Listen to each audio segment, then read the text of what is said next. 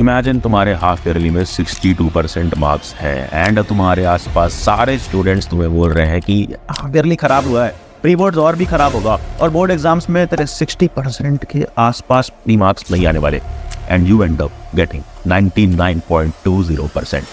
How? Literally ये पूरा graph जिस तरह से बढ़ा है, ये पूरा ग्राफ हम यहाँ पर डिस्कस करने वाले हैं with the exceptional CBSE topper Sifat Maula. क्या हाल पढ़ gang, let's connect with Sifat. Hi Sifat, how are you? I am fine. So सबसे पहले तो आप ये बताओ कि पेरेंट्स का क्या रिएक्शन रहा इतने बेहतरीन मार्क्स में, इतने अच्छे रिजल्ट्स पे? घर पे सब लोग बहुत खुश थे. Everybody was proud of me. Amazing. They must. You have done a brilliant thing, brother. And to start with, 9 से जब हम 10th में आते हैं, एक चेंज होता है, एक चेंज दिखता है हमें. वो चेंज आपको क्या दिखा अपने पर्सपेक्टिव में कि 9th में क्या अलग था और 10th की जब आपने बुक्स देखी, जब स्टार्ट की, तो क्या डिफरेंस था या क्या सिमिलैरिटीज थी? मैंने ये डिफरेंस नोटिस किया कि 10th में कॉम्पिटेंसी बेस्ड क्वेश्चन थे जो कि 9th में ऐसे क्वेश्चन बिल्कुल नहीं किए गए. Which was the major difference. Okay, so questions pattern, cause CBSE ने क्वेश्चन पैटर्न चेंज कर दिया था. 50% competency questions, 30% subjective and 20% objective. और इस बार भी CBSE ने 20% objective, 30% subjective and 50% competency questions का वेटेज दिया है. और तुम में से जितने लोगों ने 75 डेज चैलेंज बुक्स ऑलरेडी ले रखी हैं, उन्हें डरने की जरूरत नहीं है, क्योंकि इस बुक में मैंने हर एक चैप्टर को 20-30-50 रेशियो में बांटा है. 20% ऑब्जेक्टिव क्वेश्चन, 30% सब्जेक्टिव एंड वो 50% कॉम्पिटेंसी वाला जो सेक्शन है हर एक चैप्टर में, उसमें हर एक कॉम्पिटेंसी क्वेश्चन कवर है विथ डिटेल्ड आंसर. और इस बुक में सब कुछ डे वाइज बटा हुआ है, तो तुम नेक्स्ट 70 डेज में पूरा सिलेबस कर सकते हो and next 5 days sample papers के लिए डेडिकेटेड है, तो अलग से सैम्पल पेपर्स खरीदने की जरूरत नहीं पड़ने वाली. अभी ये बुक का लास्ट 100 बुक्स का स्टॉक बचा हुआ है. Amazon या Flipkart से जाकर परचेज कर सकते हो. डिस्काउंट की लिंक डिस्क्रिप्शन में दे दूंगा. कोचिंग को फॉलो कर रहे थे. अब होता क्या है, स्टूडेंट्स कंप्लेन करते हैं कि हमें कुछ समझ नहीं आ रहा है, अब स्टक है स्कूल कोचिंग में, टाइम नहीं मैनेज हो पा रहा है. वो क्यों होता है? क्योंकि आप एक सिस्टम को फॉलो नहीं करते हो. जैसे आप अपनी जर्नी में आपने नोटिस किया कि आपने कोचिंग को फॉलो किया था, जो वो टीचर्स बोल रहे थे, जो क्वेश्चंस दे रहे थे, जो शीट्स दे रहे थे, वो आप कर रहे थे. तो स्टूडेंट्स को ये समझना पड़ेगा कि या तो आप स्कूल को फॉलो कर लो, या तो कोचिंग को फॉलो कर लो, या दोनों को ना करके खुद का एक सिस्टम बना लो. कोई बैच में आप एनरोल्ड हो तो उसको फॉलो करो, बट एक किसी सिस्टम से स्टिक होकर चलो कि आप ऑफ रोड ना जाओ, वो सिस्टम पे स्टिक रहो.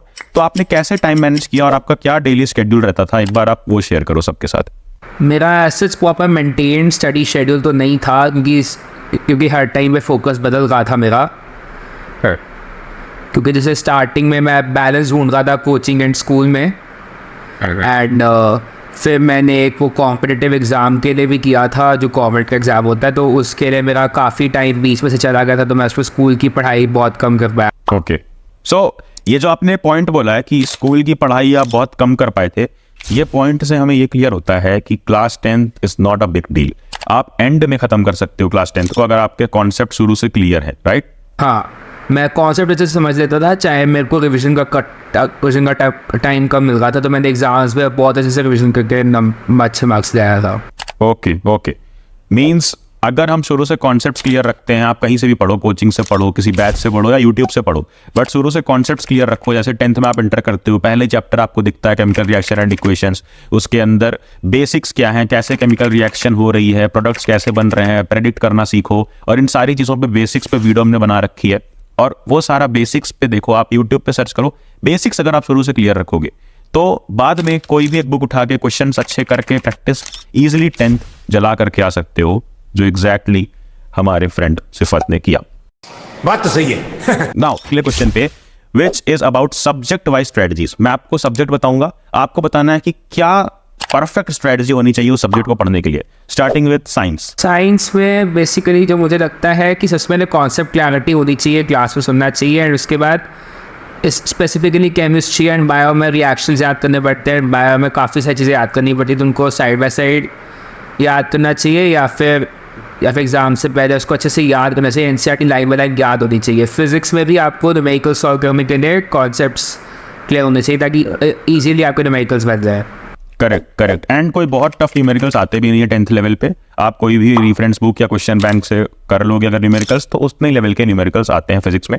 Now moving on to social science. Social science पे जो मेन प्रॉब्लम मेरे को फेस हुई थी, दैट वाज मेमोरी रिटेंशन. तो मैं हर बार ही पूरा पूरा पढ़ता था क्योंकि मेरे को इतना कंटेन नहीं रहता था, बट हाँ हर बार टाइम कम लगता था, बट मेरे को पढ़ना बहुत बार पड़ता था।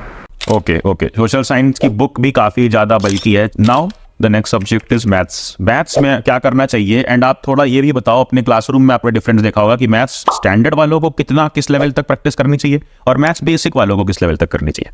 जितना मैंने ऑब्जर्व किया है कि हाँ बेसिक में most of the paper comes from the NCERT, तो बेसिक वालों को सबसे पहले अपनी एनसीईआरटी पक्की करनी चाहिए एंड उसके बाद अपने टीचर से थोड़े बहुत रिसोर्सेज मांगने चाहिए कि हाँ इस लेवल तक करना है कि एंड स्टैंडर्ड में भी आपको सीबीएसई के जो सैम्पल पेपर्स हैं उनसे एंड आपकी जैसे 33 डेज़ की बुक है उससे कर सकते हो एंड अपना कोचिंग के मटीरियल में भी स्टिक करना चाहिए। किस मंथ तक, अक्टूबर नवंबर दिसंबर, आपका 10th सिलेबस खत्म हो गया था और उसको सिलेबस खत्म करने के बाद आपने रिवीजन कैसे किया था 10th सिलेबस का? मेरा सिलेबस तो complete I can say I think November December mid तक हो गया था कंप्लीट वन टाइम। उसके बाद रिवीजन कर रहा था तो मैंने रिवीजन में और अच्छे से एनसीईआरटी पे ध्यान दिया एंड प्रॉब्लम सॉल्विंग पे ध्यान दिया कि प्रॉब्लम्स ही मेन पेपर का वो होता है कि प्रॉब्लम्स ही सॉल्व होंगी, अगर कॉन्सेप्ट आता भी है तो प्रॉब्लम सॉल्व होनी चाहिए। अब एक डार्क रियलिटी ये है कि हाफ ईयरली के बाद कई सारे स्टूडेंट्स परेशान हैं क्योंकि मार्क्स खराब आया है। एंड याद रखना कि अगर प्री बोर्ड्स खराब हुआ तो प्री बोर्ड्स के बाद काफ़ी बच्चे परेशान हो जाते हैं कि मेरा मार्क्स खराब हो गया और डिप्रेस हो जाते हैं कि इतने कम मार्क्स हैं तो मैं कैसे उसको हैंडल करूंगा, बोर्ड्स में मेरे अभी कम आएंगे। बट कैसे इंस्टेड उस टाइम पे आपको अपनी आंसर शीट एनालाइज करनी चाहिए और क्या चेंजेस आपने लाए प्री बोर्ड्स के बाद जिससे मार्क्स इंप्रूव हुआ? एक तो मैं try to give a lot of papers pre boards के अलावा भी मैं सैम्पल पेपर्स करके स्कूल में जाके चेक करवा रहा था टीचर्स से, ताकि मेरे को और पता लगता रहे जो अपने आंसर्स में कि मैं कहाँ पे प्रेजेंटेशन में इम्प्रूवमेंट कर सकता हूँ, कहाँ पे मेरे को कुछ एक्स्ट्रा लिखता था जो मैंने नहीं लिखा है। Amazing amazing. सो जैसे ये आपने अलग किया, लाइक जो 1% टॉपर्स करते हैं ये चीज़ें, जो खुद से एफर्ट्स करते हैं, जाके टीचर्स की हेल्प लेते हैं, बाकी बच्चों की तरह स्कूल टीचर्स को ब्लेम ना करके उनकी जितनी मदद ले सकें अपनी प्रिपरेशन में वो करते हैं, तो आप कुछ और पॉइंट शेयर करना चाहोगे जो आपने यूनिक किया, बाकी अपने क्लासरूम के स्टूडेंट से अलग किया? मतलब मेरे को लग रहा है मैंने एक तो कॉन्सेप्चुअल अंडरस्टैंडिंग अपनी बहुत अच्छी रखी थी, जो मैंने देखा था कि इतनी नहीं है बाकी बच्चों की, बट मैंने अपना लाइक थोड़ा एक्स्ट्रा लेवल पे जाके भी उन कॉन्सेप्ट्स को पढ़ा था, क्योंकि जब मैंने कोचिंग ज्वाइन की थी तो कोचिंग में बहुत अच्छे लेवल पे उन कॉन्सेप्ट्स को पढ़ाया गया था, तो मेरे कॉन्सेप्ट्स और स्ट्रॉन्ग हो गए थे। Okay okay, so concept is the key. And अगर हम बात करें लैंग्वेज सब्जेक्ट्स की जिसको बच्चे इग्नोर कर देते हैं, okay okay, no no no, this is what honestly look likes. देखो अब यहाँ पे ऑनेस्ट रहने से स्टूडेंट्स को समझ में आता है कि यार टॉपर है वो, और वो भी एक स्टूडेंट है, वो एक कोई मशीन नहीं है, कोई एक प्रोसेस नहीं है, सिस्टम नहीं, सॉफ्टवेयर नहीं है, वो भी एक इंसान है जो कंसिस्टेंटली वर्क कर रहा है। तो आप सबको भी यार कंसिस्टेंटली वर्क करना चाहिए। और मैं कब से इतना फॉर्मल होने लग गया यार, मैं तुम्हें अपने स्टाइल में बोलूँ तो डेली काम कर यार, थोड़ा थोड़ा पढ़, 1 घंटे पढ़, 2 घंटे पढ़, बट डेली पढ़, हो जाएगा easily. What say Sifat, right? Now, the very last question कि आपका एक बार बताओ कि पेरेंट्स का क्या रिएक्शन था? Cause I always say ये पेरेंट्स को प्राउड कराने का फर्स्ट स्टेज होता है हमारे पास, क्लास 10th का स्टेज। क्या रिएक्शन था पेरेंट्स का, एक बार आप एक्सप्रेस कर पाओ तो? जब मेरा रिजल्ट आया तो मैं एक्चुअली अपनी कोचिंग में बैठा था क्योंकि अब 11th शुरू हो गई है, तो तब पेरेंट्स से इतनी बात नहीं हो पाई थी, but after the class got over तो पेरेंट्स के साथ अच्छे से बात हुई, दे वर वेरी हैप्पी। और मेरे रिश्तेदारों का फ़ोन आया था, उन्होंने मेरे को कॉन्ग्रेचुलेट किया, स्कूल ने भी बुलाया था। यही बात मैं हर एक वीडियो में बोलता हूँ कि तुम्हें क्लास 10th में मेहनत सिर्फ और सिर्फ अपने पेरेंट्स की उस प्राउड स्माइल के लिए करना है। एंड जितने भी लोग ये प्राउड स्माइल के लिए इन्वेस्टमेंट करना चाहते हो तो Amazon, Flipkart दोनों की लिंक डिस्क्रिप्शन में दी है। 75 डेज बुक जाकर परचेज करो, क्योंकि उसमें 70 डेज तक रेगुलरली सिलेबस खत्म करने के बाद तुम 5 दिन लगातार सैंपल पेपर सॉल्व कर सकते हो। अलग से सैंपल पेपर बुक्स लेने की जरूरत नहीं है, पैसा वेस्ट करने की जरूरत नहीं है। एंड कई सारे free series, free videos channel पे आते रहेंगे, तो बस नोटिफिकेशन शेयर दो कि अगली कोई वीडियो मिस ना हो। टेलीग्राम चैनल जरूर ज्वाइन कर लेना एंड देन जाना, जा पढ़ ले।